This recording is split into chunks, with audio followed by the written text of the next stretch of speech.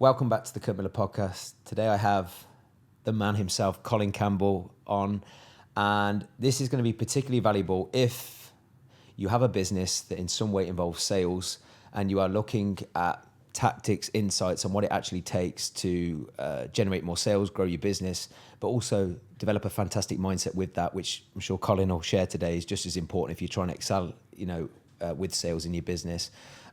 Colin, firstly, thank you for joining me on the Kirk Miller Podcast. For those who don't know you that are listening, who is Colin Campbell? Yeah, it's always an interesting question when you're asked that, and I obviously sit in the host seat so often. So yeah. But I've done lots of guest appearances, and actually that's how I got into podcasting, where back when I first started creating content on Instagram, like 2017, 2018, probably a long time after you'd started, Kirk, I was on a number of different podcasts as a guest, and I just loved the format. Yeah. And then fast forward to 2020, started my own show. Yeah. So one of the hats that I wear is podcast host of Cambro Conversations, which am I right in saying as well, Colin, that's like in the top 1% now? Yeah, we've done amazing. So top 1% on Apple Podcasts and Spotify. YouTube I've not really cracked. I think because I started the show during lockdown, I was doing a lot of remote episodes. Yeah. And you know yourself, being in a beautiful studio like this helps with YouTube versus the remote stuff. Yeah. But the show's grown massively. It's been a massive outlet for me creatively, but also for my own self-development, because there's almost forced self-development. If you're going to have Oliver Burkeman on, or you're going to have David Robson on the show talking about their new book, I have to read that book and I have to understand it to ask them questions. So that was amazing. Yeah. So podcast host is one strand. And then in July last year, I went full-time with my sales coaching and consulting business. And there's two arms to that. There's the coaching, which is with business owners like yourself or high-level professionals that want to excel, make more money in their job, make more money in their business. And then the third strand, which was a bit unexpected actually, is the wanky corporate term for this is fractional sales director. So I'll work in-house for somebody, delivering their sales, doing the closing for them, running discovery meetings, converting sales for them. Yeah. While doing that, recording my calls, my scripts, my frameworks, that then allows their team, after my engagement ends of, let's say, 4 weeks, 6 weeks, 12 weeks, whatever we're doing it for, it means that their team are empowered to use some of the tools and techniques that I've used down the line. Yeah. While, of course, I'm actually delivering revenue for the business now, which is quite helpful as well. That was a surprise, because I thought the vast majority of stuff I would do would be coaching and helping somebody, but sometimes they want to see how it's done. And it's also kept me sharp as well. Yeah, it keeps your tool sharp, I get it. Yeah, and one of my big, interesting views on the space since I've really gone into it and gone full-time in it is how many people in the space aren't still practicing what they preach. So while they're maybe making sales for their coaching business, which keeps you sharp in some ways of sales psychology, still remaining at the coalface and seeing what's happening in 2026, because sales in 2026 is very different from some of these guys that maybe have the big numbers from their corporate job or their business 10 years ago. Yeah. How we do things now, AI, integrations, online, personal brand, all these different things that fall into that has changed things a lot. So I've managed to stay sharp, particularly the last 3-4 months when I've worked with 3 or 4 different businesses in-house, to remain aware of what actually is going to work in today's day and age, because I always talk about a phrase called model the rise, not the result. So an easy example for some of the guys that are into the fitness, some people might see Steve Cook's chest routine nowadays, right? Why on earth would you want to see what his chest routine is now, 25 years into training, versus what he was doing to actually build the chest that he's got? In the same way, if somebody says, right, here's my sales process that I used to grow my business in 2015, it's probably a little bit different from how it could go nowadays to really understand all the different technology we've got, all the different buyer types. And also certainly currently, maybe the skepticism that people have, right? I know for one, it's definitely changed in the last couple of years with AI, and also there's so much noise on social media and you don't know who to trust or believe. So I think... Yeah, that's right. There's an interesting reframe for that. There's a gentleman called Craig Ballantyne, and he was talking about, do you think people are more skeptical? Have you met Craig? Yeah. He was branded the world's most disciplined man for a long time. Yes. And Craig came on the show mid-2025, and one of the things that he said was, do you think people are more skeptical now than they were previously? And I said yes, much like yourself, but he said, can you imagine what it was like in 2000, 2001, getting to people to pay for things over the internet? People were so skeptical. Even in supermarkets back then, or the petrol station, we would use chip and pin. So putting their card details into a website was so foreign. So he was like, you don't know how good you've got it Equally, I do think people are a little bit more skeptical. They're a little bit less trusting than they were maybe 4 or 5 years ago, because certain things online have been like scams or rug pulls or things that have made people uneasy. But if we really zoom out and we get perspective, we are still in a relative golden age of selling things. But yes, buyers are more skeptical, particularly if you look at the UK with the economic environment. People are a little bit more, let's look after the pennies, the pounds will look after themselves, versus perhaps other environments that you maybe sell into, like the US at times, where people are a bit more abundant. Yeah, and the UAE. Oh, I mean, one of the biggest things I notice when I'm out here is how abundant people are with investing in themselves, because they know it's going to generate a return. Okay. And if they know that the carrot or the prize is worth it, then the small investment for coaching for their body or their brain with you, or sales coaching with me, is a small fraction of what they're going to get off the back of it. Yeah, because they're focused on the ROI and what is the bigger impact to that. They are, and they're surrounded by winners. Okay. And if you're surrounded by winners, and we'll definitely talk about environment when you do my show, I'm sure we'll talk about that as well. But when you're surrounded by people that are doing well, it's only natural that you want to try and do well as well.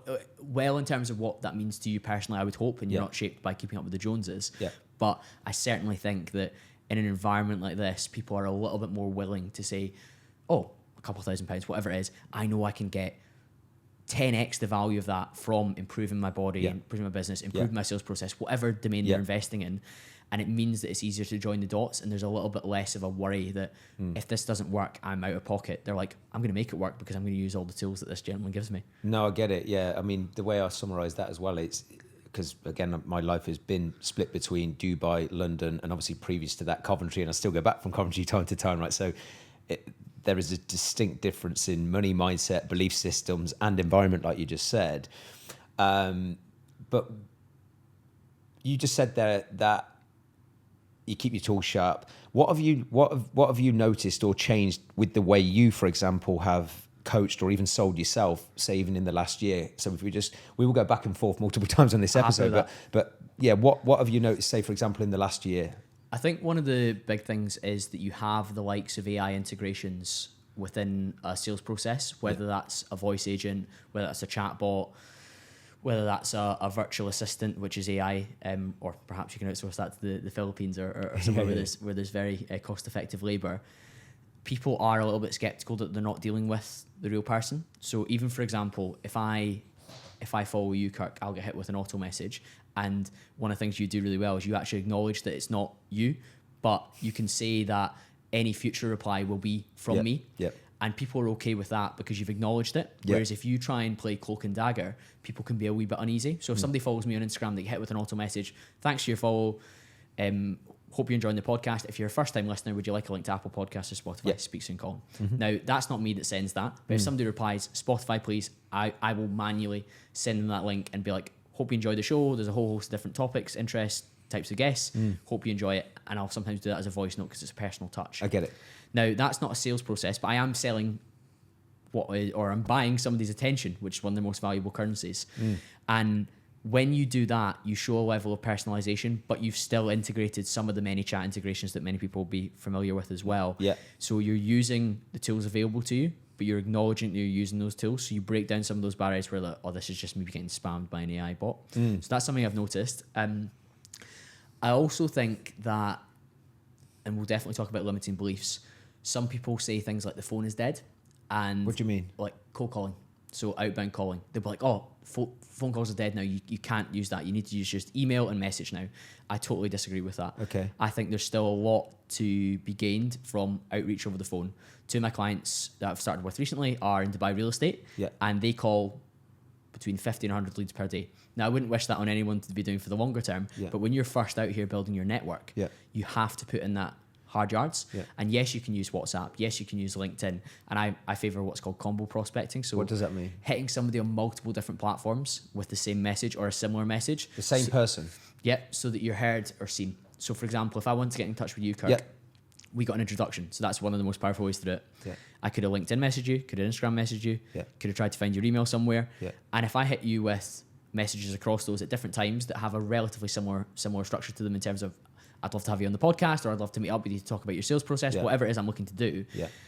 I give myself the best chance of being seen, and it's called increasing the surface area of luck. So that's lucky you have Kirk Miller on your podcast. It's not really. I've actually stacked the deck in my favor by outreaching on multiple different platforms, so that at some point I'm going to get seen at the right time where somebody's in a position where he's going to be interested. Yeah. And of course, the quality of that message matters, but the tenacity to show up in multiple different ways shows that I'm serious. You've took the words out of my mouth, and even though that's so simple, it just makes total sense to do, but it's so easy not to do, or people might look at that as a chore. But even you just saying that, I know we had an introduction, of course, but absolutely, you would literally go, this guy is intentional, isn't it? Yeah, and also, I'm more likely to think of you as professional because you've likely got systems in place and also a structure in place to the way you like to build a relationship. That's right, and the phone is another avenue for that as well. So if you've got multiple different touch points, the phone is a way to show a level of increased effort because people know it's quite daunting to pick up the phone. The other thing that I did a lot during lockdown, actually, when I worked in the insurance industry, was I would send videos because we're all locked down, so it was hard to do other things. So I would do email, LinkedIn message, and I would send a video to typically finance directors, managing directors, because what we were doing at the time was replacing their commercial combined policy. And people know it's actually quite daunting to get in front of a camera. Now, I had the skill set from doing that, from creating content on Instagram for the podcast for a while, but by sending a video to somebody who is quite senior, they recognise that there's a level of increased effort from that. Particularly nowadays, anyone can send hundreds of messages out using AI integrations with their HubSpot or their CRM, whatever system they're using. So trying to create points of difference or showing perceived increased effort to the prospect that you're looking to work on is another really good way to, again, show this guy's serious. He must want to talk to me about something important, or he must think he's got real value to give, rather than just being another person that's a nuisance in your inbox. That's an amazing point. From your experience, and it might be industry specific, how many people are not buying into that process, or say as a percentage, do you think some people are still a little bit, oh no, you need to automate, you need to system, like AI agents? Because it's interesting, you know, it's from my Instagram, we've got an automated first message, but we're telling people this is Kirk's AI assistant. You acknowledge that, which is great. Yeah, and then I'm. If you didn't, I was going to tell you off today. Yeah, and then because listen, full transparency, you've tried all the other stuff, and it's like that never really sat well with me, because I know for me on the flip side, I'm sick to death of getting spammed by bullshit outreach, clearly just lazy messages, and it's like, you know, they go into that other folder on Instagram, you're like, you know, it is just so automated. There is no human touch. And yeah, so there's a phrase that I use. I think that spray and pray, batch and blast is dead. So that's what do you mean? Super high volume stuff that's not personalized at all, that could be sent to anybody, done in mass volume. I think people, as you say, they're skeptical of it. They're not warm to it. They don't enjoy it. Does it depend on niche, market, price point potentially as well? Yeah, I think where you've got a potential prospect that's worth higher value to you, you should spend more time researching them before you hit them with their first message, your first outreach.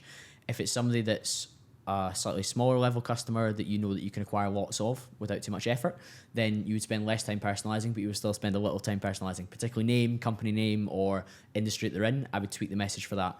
If there was somebody that I'm gunning for that is absolutely going to be a game changer for me working with a client in terms of revenue, impact, and value to the business, then I'm going to spend much more time on their website. What would you do? Yeah, what would you do?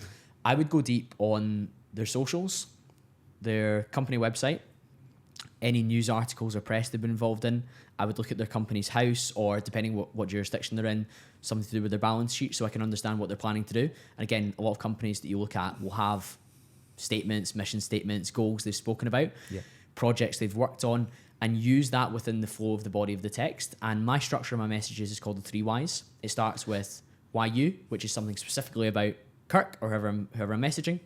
Why me, which is validating my product, my service, some testimonials in there that are relevant to that particular customer. And then why now is some sort of call to action, suggesting a discovery call. And I propose 3 days and 3 times. And then my hidden secret that a lot of people that I work with, particularly guys that are doing a lot of outreach and it helps them manage their diary and their workflow and their calendar, is I put what's called a follow-up facilitator, FUF for short. And FUF is just simply, if I don't hear from you, Kirk, I'll give you a call next Tuesday at 5 p.m. So I put that in my diary for next Tuesday at 5 p.m. Let's say I send 10 messages on the Monday, and then the next Tuesday I'm going to do a follow-up call. So 8 days time. I put that same follow-up facilitator for all 10 of those messages anyone that hasn't replied to that message, they get a call at 5 o'clock or 3 minutes past 5 if I end up speaking to somebody first. And it means from a time management and a what's called sales cadence or frequency perspective, I know that I've sent those 10 messages and I've followed up on all 10, or let's say that I get 4 replies, which would be pretty good. 4 out of 10 would be a good reply rate. Let's say I get 4 out of 10. I've got 6 people to call Tuesday at 5 p.m. next week. And then I know that I've given the best possible chance of hitting with that message, following up and booking the meeting that I'm looking to book. Okay. How many times would you follow up before you go, you know what, it's probably... So after that call, if I don't get them, I'll leave a voicemail or a message with reception or whatever gatekeeper I'm trying to speak to get past. I'll send them another email and I'll change the subject line to left a message Kirk, and I'll say, hi Kirk, call today at 5 p.m. as promised, looking to speak to you about the following, I believe I can help you with this. And then I'll say, what's your diary like? 3 days, 3 times, 30 minutes on Zoom.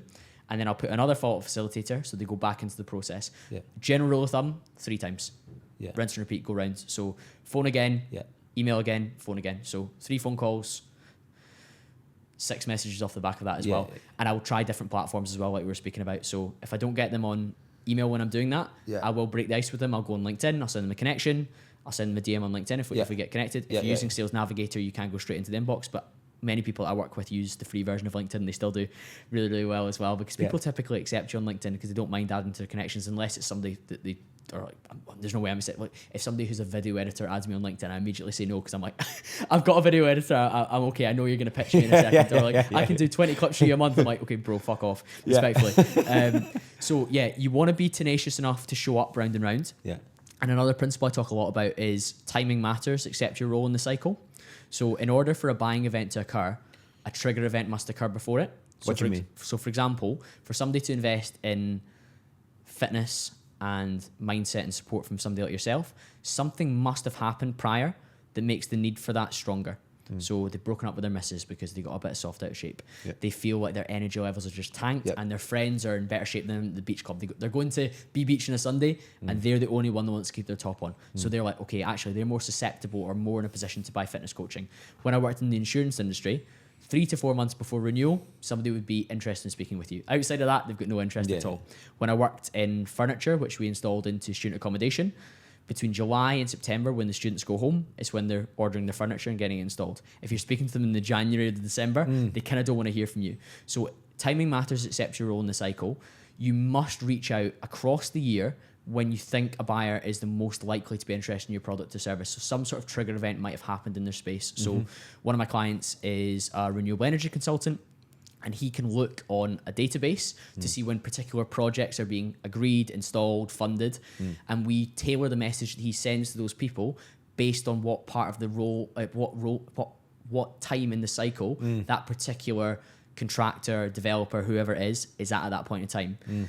And while we might not get a buying order or a meeting to discuss that project, to quote for it right now, he's positioning himself throughout that time as somebody that's an expert in his field, so that when they go, oh shit, we haven't engaged a consultant for our EPC or whatever fancy terminology is, of course it's Jordan they think of, because he's been in their inbox for the last 9 months. They weren't ready, but he's been in their inbox respectfully for the last 9 months, sharing bits and pieces, asking for a meeting, and they've been like, no. And then the trigger event occurs, the project's due in 3 months, we need to engage a consultant. Who will look at, oh, what was that guy that sent us a video last month talking about how he helped somebody who's similar to us, and he shared a testimonial from them and a case study? Oh, it was Jordan. Let me just look at my inbox. Jordan. Cool. Hi, Jordan. Yeah, we're actually keen for a meeting now. I cannot tell you how many times, and I worked in insurance and I worked in furniture, that I would get somebody come back to me when the time was right, because I'd respectfully positioned myself and I'd been tenacious enough in their inbox, in their LinkedIn, letters, videos, whatever it was, that when the time was right, or maybe they got a bad price at the renewal, they went, fuck this, let's speak to Colin. That was the broker that we fobbed off earlier because we weren't interested, but now my own broker's fucked up, I'm going to speak to him. Because you knew them solving that problem or needing that service, it was simply a matter of time. Kirk, 100%. So in the same way, another way you can do this, particularly for a business like yours, is the content that you share day to day. So you'll have people in your audience that follow you because they're relatively interested in fitness. But they're not ready yet to invest in coaching. But if you consistently show up in the feed, you show your value, you show client results, you show your expertise in the areas that they probably want help with because they're an ideal client avatar. When something happens in their life, so I'm feeling lower energy than I want, actually, I've just come into a bit of money and I feel like I should work on myself a bit more. I've broken up with my missus. Yep. I'm moving to Dubai. I know I'm going to have my top off more often. Yep. Who will I look at? Will I look at the guy that consistently shows up on my feed and gives me free value with this podcast and this YouTube and this Instagram or this LinkedIn that I follow him? Or will I go to Joe Blogs down the road that I've never heard of before? It's going to be you, Kirk. So there's multiple ways we can do this. Of course, it's with outreach, but also your personal brand makes a lot of your sales before you've even got the opportunity to outreach to that person. Yeah, which brings me on to, I mean, it's brilliant, Colin. It all makes total sense. There might be some people listening to this, and I'm sure some of the things you have to do is rewire people's beliefs. And I can imagine, especially in my industry, there's a lot of coaches who don't have the mindset, or they're just lazy. They're oh no, it's salesy, or it's... If it bothered that person to be in their inbox that much, or messaging on socials, whatever it is, they'd opt out your email list, or they'd leave. Or you'd get a no. So there is a fitness coach that I work with. He's based in Bali, actually. He's very much focused on his niches: men over 40, feeling low test, feeling low energy. Yep. So he does a lot of blood work, neurotype, that sort of work, and he's doing really well in that space. And he had a bit of a mental barrier, which you're speaking about there. Oh, how can I do outreach? And I was like, well, if somebody's liking all your posts on LinkedIn and Instagram, which we've really carefully crafted to shape you as an expert in your field, then they are showing a level of interest. So DM them. And he was like, that feels like a lot. So we've got a couple of stickers on his laptop. One is sales is not a dirty word, proactive, not reactive. And sometimes these anchor phrases are really, really helpful. I've got some for discovery meetings that we'll definitely chat about as well in terms of how somebody runs those. But he's got that on his laptop as a little reminder to him that if somebody's showing vague interest, it's actually his duty as a business owner, and also with the great service and results that he provides, to outreach that person. So as you say, if somebody says, no, I'm not interested right now, okay, no problem at all. Chase the no.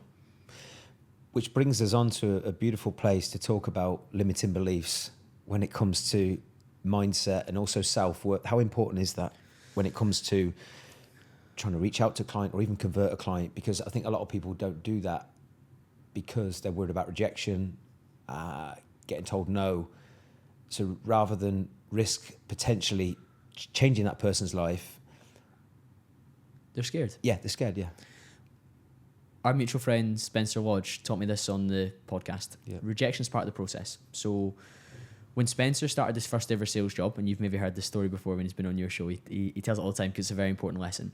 His first week, all his boss asked him to do, I think he was selling printer ink or something like that, or supplies to offices. He was to get 100 no's a day. So he was to do 100 amounts of outreach and get 100 no's a day. He wasn't targeted on get this number of meetings, get this number of quotes, this number of sales.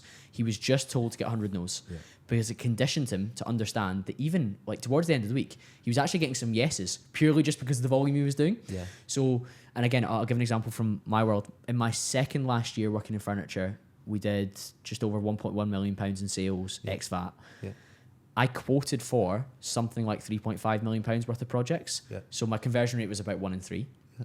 But what people don't see is above the funnel at the very top, I probably approached 12 million pounds worth of business. Yeah. So I outreached to about 12 million pounds worth of business. I had conversations and quotes for about 3.5. Yeah. And out the bottom, the magic number, which we all got paid on, was 1.1 million. Yeah. So along that process, I was getting told no all the time. Yeah. And even when I had somebody in a meeting, I did a proposal, did a site visit, put together a compelling proposal which I thought would win, I still got 66% no and 33% yes. Yeah. And it's really helpful to understand that, because if you are somebody that's in the space where you're wanting to grow your business, you have to accept that rejection is part of the process. And it's not necessarily a rejection of you. It's just a rejection of, actually, I'm going to go with this other supplier, or actually, we're going to do this in-house, or we're going to do this with somebody else. That's fine. That's part of the process. They weren't the right fit for you. They maybe were a nightmare client. Yep. So reframing that rejection is part of the process, and that you must just continue to do the same level of activity regardless of how you feel, regardless of the no's that you're getting, and appreciate that in order for you to grow your revenue, grow what you're doing within the business, that's actually just going to be part and parcel. It's not a bug. It's a feature. It's not this, oh my goodness, this must be something wrong with my business. It's actually just par for the course. That's just how things are. Yeah. So obviously you coach teams and leaders on this. how long would it typically take to shift someone's mindset around that? I mean, it might be an open-ended question, but I can't help but think that has to be one of the first things, because it all starts with identity. Like just Okay. like you do in your work. Yeah. Somebody has to believe that they're and identify as a healthy person, or a non-drinker or non-smoker or whatever terminology we want to use in order to fulfill those behaviours, habits, and routines. And there's a phrase that a guy, Rob Bega, had on my show, who's a big teacher of non-dual thought. He says, be, do, have. So you have to be somebody who believes that they are good at outreach, are capable of winning business, capable of booking in meetings. You then do the things that person would do, and then you have the results that person would have. So yeah, I would say that, well, if one of my typical packages is a 4-call package, the first call is on sales mindset, identity, communication principles. And before I teach them anything about the 3 Ys or my Let's Questions for Discovery meeting or my 2Ds. Or objection handlers and all that shit. That's right. Yeah. We start with, who are you? What do you stand for? Yeah. What do you offer to the market? Yeah. Who are your ideal customers? How do you speak to them? How do you communicate with them? Yeah. And how do you deal with them saying no? But also, how do you deal with moving them forward to where they want to get to as well? Yeah. And how do you use the language around what I call afters or outcome-based selling? So you don't sell a 12-week program with a WhatsApp group and a video library and PDFs and nutrition support or whatever else as well. You sell a healthier, fitter, more energetic body. Yeah. You talk about the after result, the outcome of working with you. Exactly. The nuts and the bolts of the process is what somebody looks into in terms of, okay, that might work for me. Yeah. But what they sign up for is the outcome based. So some silly phrases for you, Kirk. People don't buy a gardener. They want a clean aesthetic garden. People don't want a newspaper. They want the news. People don't want a lawyer. They want to stay out of jail. People don't want a sales coach who teaches them over 4 calls how to improve their sales process. They want more revenue, more meetings, more profit. Yeah. No, I totally get it. You obviously speak with so much passion. Obviously, this is like, there's so much gold already, and even some great things I can implement. Where did this passion for sales come from? Right? Do you think? I was pretty shy for most of my school career, and it's great to speak to somebody like yourself, because I think that building my body and giving me an inner confidence in how I showed up for myself physically had a huge role in how confident I was to start to speak to more people. So in my I did politics at university, started in 2010, and in the summer of 2011, between going back to university for my second year, I coached a kids sports camp, but then I had about 4 weeks before I went back to uni, and I got a job which I initially thought was a marketing job. I thought I was going to be like PRing at Freshers' Fairs, giving out leaflets. And it was for a student insurance company that insured students' phones, laptops, gadgets, their possessions that they were taking away to university for the first time to live in halls or live in a house. And when I first found out that I wasn't going to be just giving out a leaflet to, like, and back then it was 2011, so you'd be like, here's a leaflet, if you want to insure your stuff, you can call the call centre or go on the website, right? Call centre's goodness me, what a long time ago that was, right? What it was instead was actually students would come and sit down with you, with their mum or their dad, when they were moving into an accommodation for the first time. You would talk them through some insurance that the university provided them as a base laver, and then you would try and top up the sale to cover things like their phone, their laptop, their iPad, whatever they brought with them for their studies. And so I wasn't like a duck to water, but the buzz that I got from understanding what somebody cared about. So, my mum's just bought me this new MacBook Air. I'm going to be studying history at the University of Glasgow, and if I lost the laptop or it was damaged, it would affect my studies, or it's really expensive for me to replace. Me converting that into them paying $12.99 for an insurance policy, the buzz from that was wild. And the confidence you got from having a level of competence in something. Like, again, if I speak to you about, I had competence in building my body and being in good shape. I then had competence in communicating with somebody, listening to them, matching their needs, and then putting forward a proposition that they went forward with. I just found it was so enjoyable. And as somebody that was quite shy, I started to develop a lot more confidence and ability to speak to people and not be shy of asking for the sale, getting the rejection, approaching somebody cold and being like, oh, would you like to have a look at your insurance cover? Now, that sounds really, really basic, but most people need, at the start of a journey where you end up becoming somebody with a level of mastery, which I've built up now, you need those initial proof of concept that you're going to be okay at it. Yeah, you need evidence. You need that little bit of momentum to start with. So the passion for sales was pretty early on.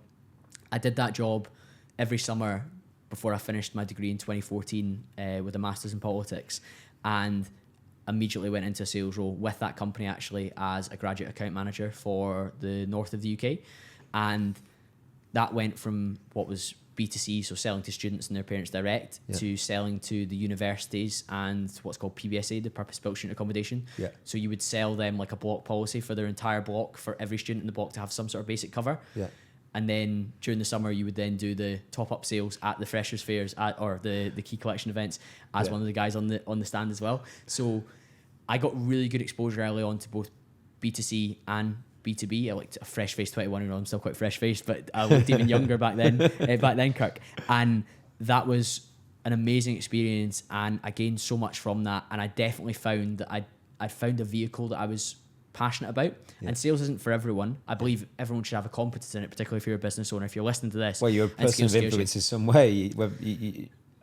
Listen, I know the term is sales, but if you're coaching, I need to influence and transfer belief that this is your current reality, this is your desired reality, and if you're on my ship, we can make that happen. Same as a dad to a parent. Everything is influence in some way. It's just it's called sales, right? You know, just if you don't mind sharing my 2 pence on this, the way I look at sales inside Built to Last, there's a few things that are going to happen. Should I be on a call with you? You're going to invest in me, I'll change your life. Okay.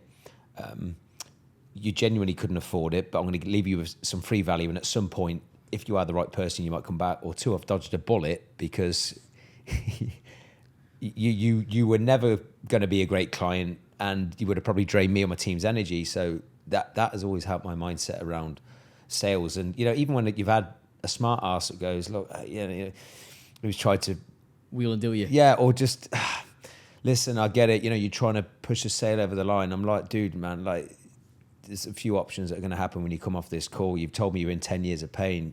By all means, face another 10 years of pain, or go and find someone who's going to tell you what you want to hear rather than what I'm going to hear. Or you get off this call and you've got a team that's going to transform your life and way of thinking forever. Do you know what I mean? So it is that's the way I frame things. There's a C word, and it's not a rude word, that you do very well there, Kirk. It's called conviction. And that's understanding of the value you bring to the table. Yeah. 100%. And also another C word, certainty, that if you make this move with me, I'm certain I'm going to get a result if you put the work in and you follow this process.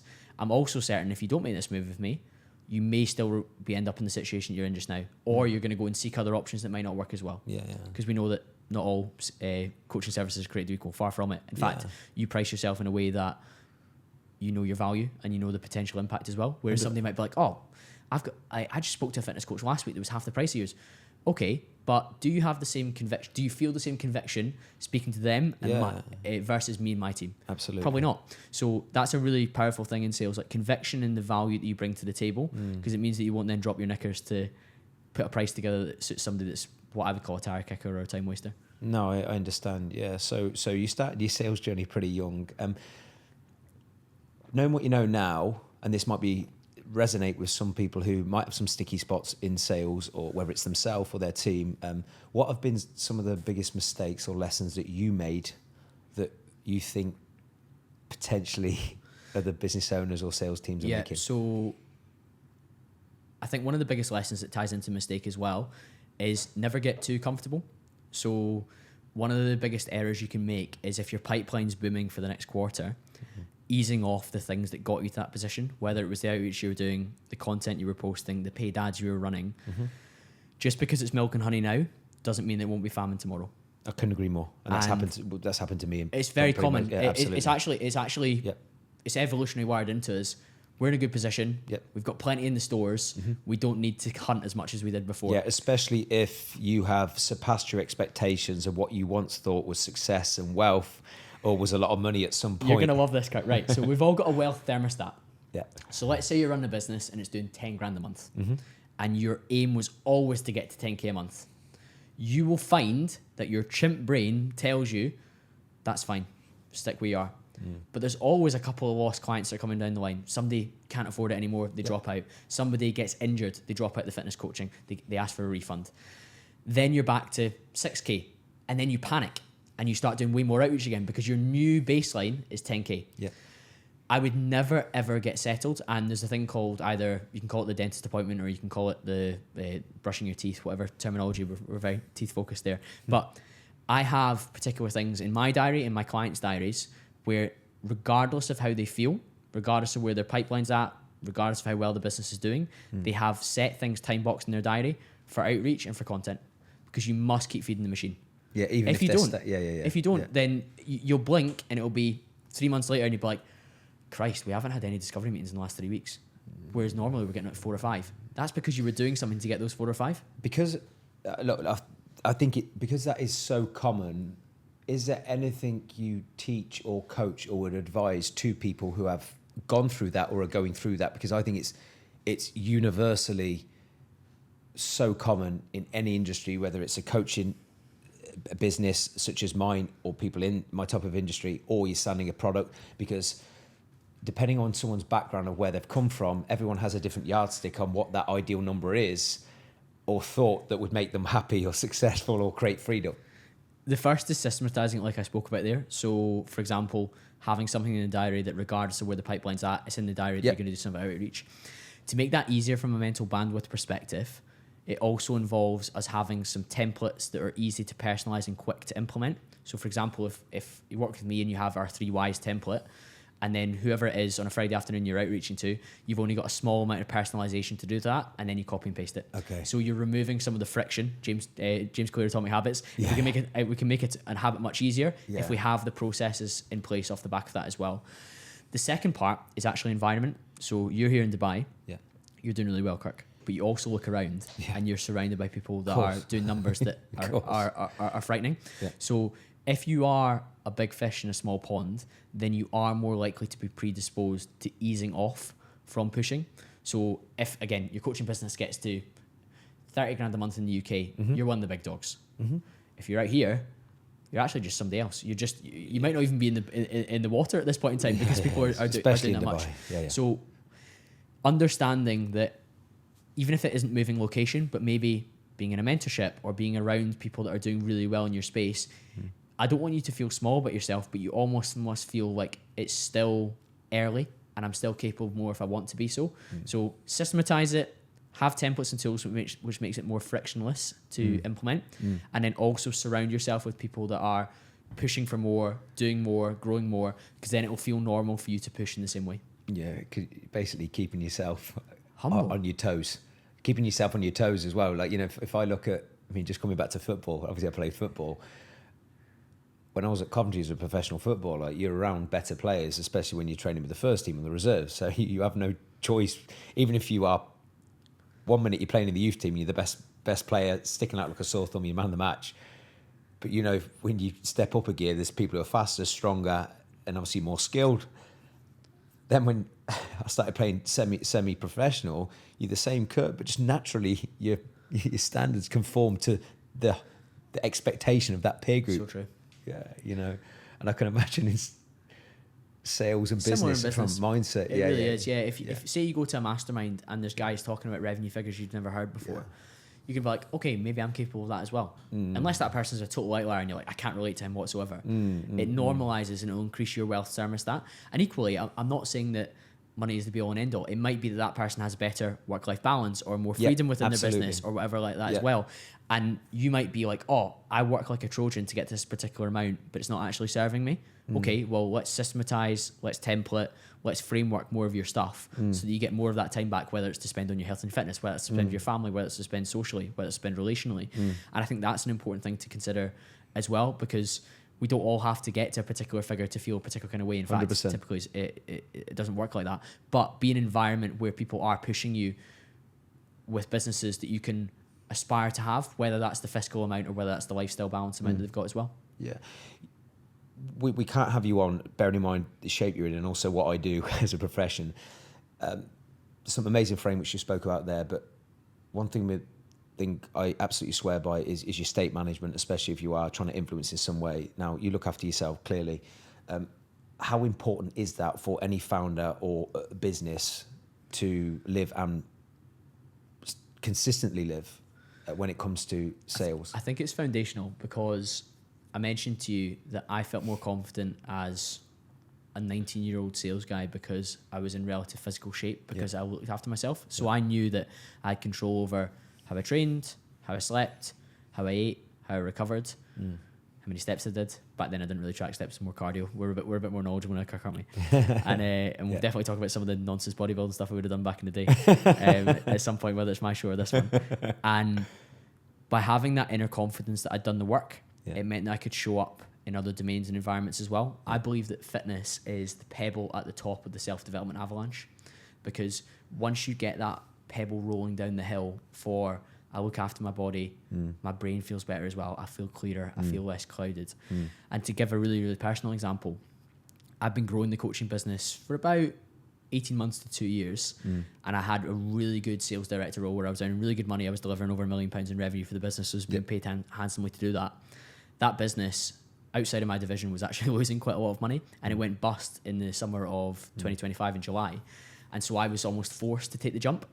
One of the most important things I did while going through that redundancy period and knowing that I was going to have to go full-time in the business, I say have to, getting to go full-time in the business, was looking after my training, my nutrition. I was working way more hours because I was working with lots of different clients. I was building the revenue in the business, but I still trained 5 or 6 days a week. I still went for my morning walk before I started my day. I still fueled myself accordingly. I track my calories some days, but mostly because I undereat otherwise, just based on being busy. So I did all those foundational things. I protected my sleep window. I used my journal and my time box diary before bed to try and get my best quality sleep, because I knew that if I wanted to show up as Colin, the sales coach and the sales consultant, I had to still tick those boxes that are like fundamental to how I look, how I feel, and in my energy levels. Because if I don't do that, then I don't bring the best version of myself to my coaching calls, to my content that I put out there, to the podcast, which I interview absolute killers on. If I don't do that, then there's a gap between the quality that I bring to the table. And even on like a vein level, your body's your business card as well. So a lot of people that work with me, they respect me because they can see that I've looked after my body. And if I look after my body, I'm probably pretty good at looking after a sales process as well, because I'm disciplined. It shows discipline. It shows tenacity, it shows resilience, all qualities that are really, really important. What's your strapline on your Instagram? I'm sure it mentions body, business, and brain, body, business. Brain. And I think if you look after those 3 areas, they're all in tandem. They all flow together. And again, if there's a founder listening to this, it's maybe focused a lot on business but haven't focused on their body, and I'm sure there's many guys that come to you like that. Oh, absolutely. They're going to unlock new levels if they start feeling healthy. Even if they are successful, because there's more to maybe come. That's a great leeway into the question I was going to ask anyway, which is, look, having worked with a lot of founders and companies, what would you say separates those who seem to not just make more money or buy into what you're teaching or just lead better, feel better, generally seem more content? Like, what's the difference in, say, that the high performers who embody that versus? I think the top guys do have time and space away from work, and that typically is exercise and family. And I think that's, again, if you've got a bar stool, you want multiple legs on it, not just one. So if your one leg on your bar stool for your life is your business, business is hard. There's going to be curveballs. If that's all that's holding up your identity and who you see yourself as, you're going to really struggle. Whereas if you have a health and fitness habit where you show up for yourself, you look after yourself, you feel healthy. If you have a family or a relationship that is wholesome and feels great, that's going to be supportive for you as well. And then the other one would be like some sort of interest or hobby or some sort of social life that you can pour yourself into as well. So I really think that the guys that I work with that are the top performers and have a key thing, which is longevity in the space, because I think not anyone, but most people can go balls to the walls for their business for a few years in the graph phase. Like Alex Rambosi talks about ripping it off the ground with sheer brute force and just aggression and pain and hurt. But that doesn't last forever. So having those foundations around your wellness, your support network, who you spend your time with, what you consume and what you do is so fundamental. And that's something that's massive within Built to Last as well. You've got multiple pillars. Yeah, it's not just training and nutrition. No. There's so much more to it, because that's any Joe Schmo PTing in a pure gym in Coventry can teach you that, right? But it's more about what goes beyond that. And I think that's why business owners are attracted to somebody like you who brings the whole suite of things that they need to look after. Absolutely. I'm conscious of time, mate. I could pick your brains on this stuff for a long time. Now, what do you think makes your, I mean, you've covered so much gold today, but what do you think makes your style of sales coaching different versus maybe some of the, I wouldn't say competitors, but other people out there? Looking around the industry, I didn't see many British people doing sales in the way that I was doing. It's a lot of American guys. Like I really like Andy Elliott, like, but the way he sells is a bit different to how I would sell. And I think if you Americanize your sales process too much and you're selling to the UK market, people immediately 100% bristle as well. Like he whips his top off and he's in shape and you respect him for that, but you're kind of like, I don't know if my customers in the UK would really deal too well with that. If I was shouting down the phone or like calling them out. You can't be one-dimensional, no chance. That's right. So I think where I stand out is that, one, I have very recent and current examples of how to sell in that space. I can help with personal brand, which I think is a big thing because I built a really good personal brand through Instagram, LinkedIn, and the podcast. Yeah, and your podcast, and I think that's a massive tool that people underestimate. And you don't need to become an influencer. The whole Daniel Priestleyism, which he said on my show, is a key person of influence, not an influencer. Yeah. So having that. And then I think it's my communication style. And I have labels and names and frameworks for everything. And it means that you can hold yourself accountable, but also your team members as well. One of the things that I've helped a lot of founders with is extracting them a little bit from every single part of the sales process. So Kirk, if you took every single sales call for Built to Last, it's difficult for you to scale it to the level that it can be. So you need your team to have the same skill set, the same frameworks, the same processes, the same style in some way as you, because it's in line with the brand. So when I work with a founder, I arm them with what I would call a sales playbook, which is names and labels for every part of the process, whether it's the outreach, whether it's the content, whether it's the discovery meeting, whether it's the follow-up, whether it's objection handling. I have names and labels for everything because it means that they learn it, but also it's easy to teach onto their team, and you can hold your team accountable. So say one of your guys that maybe take some of your calls for you.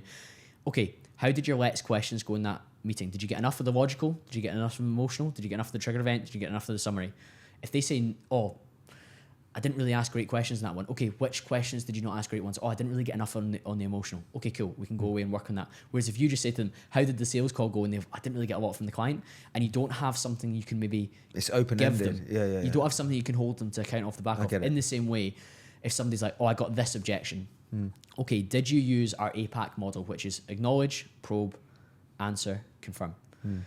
You've given them a template for if somebody says they need to think about it, somebody says it's too expensive, somebody says, I'm getting a quote from somebody else.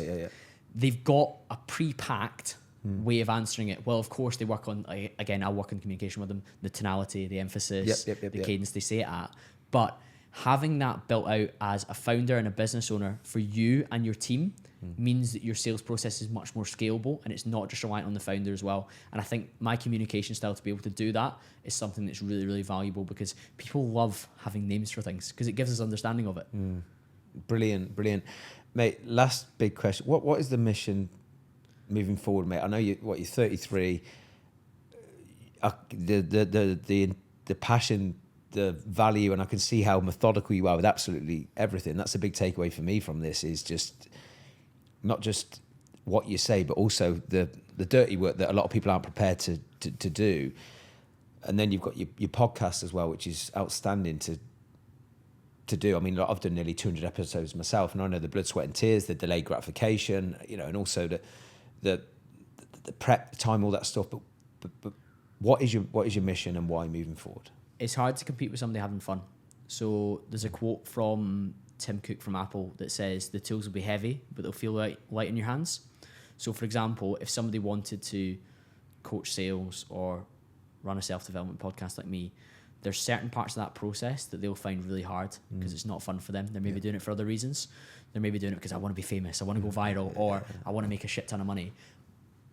Money's a massive currency for me, 100%. That's the same for everyone, but there's more than one currency in life. In my opinion, there's 4 currencies. There's money, there's time freedom, there's location freedom, and there's purpose and fulfillment. My purpose and fulfillment that I've got from coaching has been absolutely massive. Like the testimonials that I've got from some of the guys that I've worked with for like 2, 3, 4 months, sometimes even less, it really fills my cup up. In the same way, when I get a DM about the podcast, about I listened to that episode with Rob Begg, or I listened to my first ever episode with Chris Williamson, so I really started the show with a bang, and people are like, oh, I listened to the episode with Chris and I really remember what he said about sobriety, or I really remember what he said about the persona and love. Whoa, that feels incredible. So my mission genuinely is to keep doing the things that I really enjoy, keep feeling purposeful, of course earn more money to provide for me, my future family and who I am, but also to enjoy the process along the way. And it's really hard to compete with somebody having fun, and as you can see from this conversation, I'm having a lot of fun. Mate, that is a perfect place to end. I normally say, what's your parting advice for people listening, but I think you've just echoed that, because I couldn't agree more on the importance of doing what you love, living with purpose, make a difference, and all the other stuff takes care of itself. Mate, so much gold in such a short space of time. Where can people find you? Share your podcast, what you do, and media profile. First of all, Kirk, thanks so much for having me on. I've loved this conversation. I'm really excited to go back to back with you and have you on my show as well. So if listeners want to listen to the episode with Kirk or any of the others that I've got over 350 episodes, Cambro Conversations, wherever you listen to this, Apple Podcasts, Spotify, YouTube. And then Instagram, I am col.cambro, Cambro, and LinkedIn, I'm Colin T. Campbell. Yeah, we'll put that in the notes. Colin, mate, thank you so much. Honestly, absolute gold, mate. And as someone who's got nearly 10 years on you, mate, your energy, mate, and enthusiasm is there for all to see. So thank you so much for your time. And guys, please check him out, and I'll see you next time.